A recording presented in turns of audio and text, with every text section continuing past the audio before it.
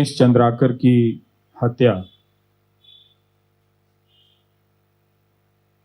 सिर्फ कई साल लग जाते हैं एक पत्रकार को पत्रकार बनने में। एक दिन में वो नहीं बनता है।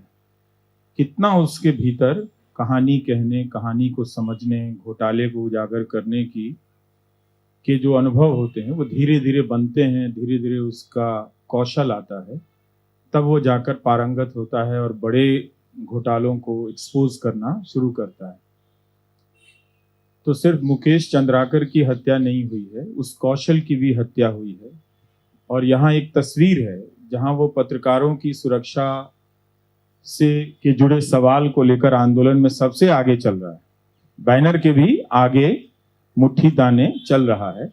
तो पत्रकारिता के लिए लड़ने वाले एक नौजवान पत्रकार की भी हत्या कर दी गई है। ये देखना सुखद रहा कि छत्तीसगढ़ के सभी पत्रकार मुकेश चंद्राकर को काफी निकटता से जानते हैं, उसके काम के बारे में, काम को लेकर उससे परिचित हैं। मेरे ही फेसबुक पर कई सारे पत्रकारों ने मुकेश की पुरानी रिपोर्ट को साझा किया, जिससे पता चल रहा था कि उसका काम उस राज्य में कम से कम नोटिस में है। दिल्ली के पत्रकारों से उसका रिश्ता जरूर रहा होगा, लेकिन उसकी पत्रकारिता पर किसी ने सवाल नहीं उठाया। शायद ये वजह थी कि उस ठेकेदार को ये बात चुभ गई होगी उसकी खबर को लेकर कि किस स्तर के पत्रकार ने उसकी जो ठेकेदारी को लेकर जो सवाल उठाए थे किया है। और उसकी हत्या सिर्फ एक पत्रकार की हत्या नहीं है, बल्कि छत्तीसगढ़ में और दूसरे राज्यों में ऐसे चल रहे न जाने कितने ही घोटालों पर पर्दा डाल दिया गया।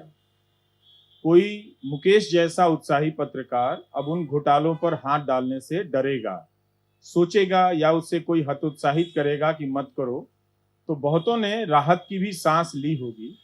क्योंकि हुआ ये है कि जो संस्थानिक मीडिया है उसने इस तरह की खबरों पर हाथ लगाना बंद कर दिया है। अब YouTube या निजी स्तर पर जिनके जिस रूप के प्लेटफॉर्म हैं, वो अपने जोखिम पर इस तरह की खबरें कर रहे हैं हर राज्य में। इसलिए आप देखिएगा कि पहले उनका टकराव प्रशासन से होता है। प्रशासन उन पर तरह तरह की बंदिशें लगाता है, तरह तरह के मुकदमे करता है, और ये आए दिन की घटना हो गई है।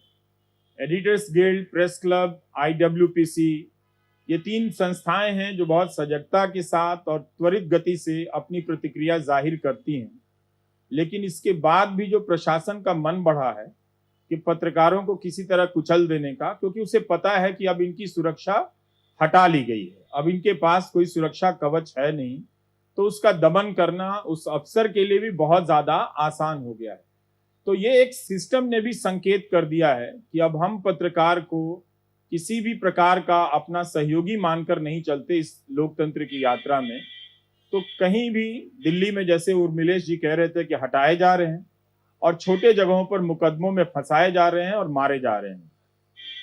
हम लोग आवाज उठाते हैं, मगर वो आवाज कुछ दिनों के बाद दम तोड़ देती है, पहुंचती नहीं। तब तक कोई और पत्रकार उस लाइन में शिकार होने के लिए खड़ा मिलता है, किसी और नाम से, किसी और जगह पे। लेकिन हम फिर भी यहां से बहुत कुछ कर सकते हैं। यही कि उसके परिवार की आर्थिक मदद के लिए हम अपनी तरफ से व्यवस्था कर सकते हैं। जिन संस्थानों से जुड़ा रहा है उन संस्थानों को press club of India, editors guild of India की तरफ से पत्र भेजा जा सकता है कि आप भी मुकेश के परिवार को कुछ आर्थिक मदद दीजिए। और इस तरह के कोष से उसके परिवार को आर्थिक मदद दी जा सकती है। बहुत सीमित ही है ये भी मदद, लेकिन फिर भी कोई तरीका निकालना चाहिए कि उसके परिवार को थोड़ी राहत पहुंचे। जो आजीविका पर भी हमला किया गया, उसका पूरा परिवार उस संकट में चला गया है। तो हम सब एक तरह से एक लाचार दौर में हैं, लेकिन अभी भी हम अपनी अपनी छोटी छोटी कोशिशों से एक दूसरे के लिए पुल बन सकते हैं, एक दूसरे के लिए रास्ता बन सकते हैं, हाथ पकड़ सकते हैं। बीजापुर के पत्रकारों ने कितनी त्वरित गति से मुकेश की हत्या के विरोध में वहां बंद का आयोजन किया, प्रदर्शन किया, ये बड़ी बात है कि उस जिले में भी पत्रकारों ने मुकेश को लेकर एकजुटता दिखाई है। पता चलता है कि उसने अपने काम के जरिए कितना कुछ कमाया होगा और उस ठेकेदार ने उसके साथ साथ पूरे उस जिले के पत्रकारों का मनोबल तोड़ा है।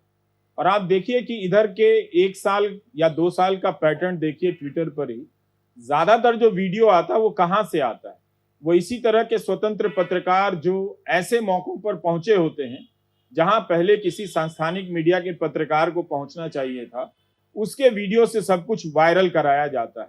तो ये उन पर हाथ डालने की कोशिश बहुत लंबे समय से चल रही है और गुमनाम तरीकों से चल रही है।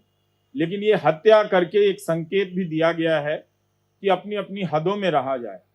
लेकिन हम सब का ये काम है कि हम सबका मनोबल बढ़ाएं, कि जरूर अपनी सुरक्षा की चिंता करें, उसे लेकर सतर्क रहें, मगर इसका असर अपने आप पर ना पड़ने दें। जितना हो सकता है आप कीजिए, अपनी समझदारी से कीजिए, अपने भीतर एकजुटता बनाइए, ताकि प्रशासन या प्रशासन से जुड़े ये लोग ठेकेदार किस्म के जिस तरह से दबाव बना रहे हैं, खरीद ले रहे हैं। कितना दुखद था, दैनिक भास्कर में उस ठेकेदार के बारे में पूरा एक लंबा चौड़ा विज्ञापन परिशिष्ट छपा है, जैसे प्रेरणा लेने के लिए वही बचा हुआ है। बहुत सारे और भी अच्छे लोग उस जिले में काम करते होंगे, लेकिन एक पूरा पन्ना छपा था। और इसके बजाय वो अखबार अगर पूरा पन्ना उस पत्रकार के काम पर ही छाप देता तो भी पता चलता कि हाँ, आप अपनी आर्थिक मजबूरी के साथ साथ पत्रकारिता को भी एक संतुलित कर रहे हैं। मगर वो भी तो नहीं देखा, सिंगल कॉलम पहले पन्ने पर दिखी और बाद में कहीं और पीछे छपी हुई नजर आई।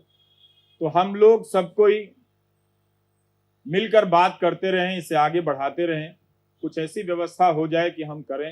ये बहुत दुखद है, पर इसी के बीच अच्छा लगा कि प्रेस क्लब ऑफ इंडिया ने श्रद्धांजलि सभा बुलाई और एक तरह से छत्तीसगढ़ को भी ये संदेश भेजा है कि हम सब आपके साथ हैं। हमारे बीच में जितने लोग हैं उन्हीं इलाकों से आए हुए लोग हैं, वो कोई दिल्ली में ही अवतरित नहीं हुए हैं, अलग अलग जगहों से आए हैं। तो उन्हें भी पता है कि छोटे जिलों में पत्रकारों की क्या हालत है। लेकिन ये मसला कोई व्यक्तिगत पत्रकार का नहीं है, ये मसला था कि सरकार की संस्थाओं के जरिए और मीडिया की अपनी जो बड़े मीडिया घराने हैं उनकी संस्थाओं के जरिए इसको ठीक करने का। मगर उन दोनों ही स्तर पर इनका दोहन किया गया, इनके साथ इनका लगातार शोषण किया गया है। पर कुछ काम करना चाहिए कि और पता करना चाहिए कि हम क्या कर सकते हैं। हमारे पास बहुत आसान काम है कि हम उन्हीं स्ट्रिंगर से पता कर सकते हैं कि आपको पूरे दिन भर के वीडियो का कितना पैसा दिया जाता है, और वो लिस्ट यहाँ पर इसी प्रेस कॉन्फ्रेंस में लगा दें, ताकि उनके चैनल के पत्रकार संपादक जब कभी आए तो यहाँ पर पढ़ लें कि जो जिले के पत्रकार जिसके लिए हम आज जमा हुए हैं उनके साथ क्या हो रहा है। ये सवाल कोई आज नहीं उठा है, 10 साल से 20 साल से उठाया जा रहा है इन सवालों को। लेकिन अक्सर आपस की बातचीत में किसी को कमतर दिखाने के लिए, आप तब नहीं बोले, आप अब नहीं बोले साबित करने के लिए, इन सबको पॉइंट स्कोर करने के लिए ये सब बातें कही जाती हैं। लेकिन इन बातों को अभी भी संस्थानिक रूप दिया जा सकता है, एक ठोस तरीके से हम कर सकते हैं, जिससे पता चले कि हमारा शोषण किस तरह से हो रहा है, काम के घंटे क्या हैं, उन्हें मिलने वाला जो पारिश्रमिक है वो क्या है, कितना है, क्या उससे उनका काम चलता है। जिलों के पत्रकारों के बारे में press club of India Mukesh की हत्या की पृष्ठभूमि में कम से कम यही एक टीम बना ले, जो अलग अलग राज्यों में भले ना जा सके तो किसी और तरीके से ऑनलाइन के जरिए इस तरह की सूचनाओं का संग्रह करके एक रिपोर्ट अगर पहले प्रकाशित हुई है तो फिर नए अपडेट के साथ भी प्रकाशित की जा सकती है। तो हम कुछ अपनी तरफ से कर सकते हैं, कुछ सरकारों से भी मांग कर सकते हैं कि मुकेश के परिवार के भरण पोषण के लिए एक समुचित राशि दी जाए, जिससे उसके परिवार का भरण पोषण हो सके। और कोई सदस्य नौकरी के लायक है तो जिला स्तर पर ही उसके परिवार के किसी सदस्य को नौकरी दी जाए। ये छत्तीसगढ़ सरकार से भी हमारी मांग है। Press club of India, IWPC editors guild को भी ये मांग दोहरानी चाहिए। उन्होंने जरूर उचित मंच पर ये मांग रखी ही होगी। आप सबका बहुत बहुत शुक्रिया। नमस्कार।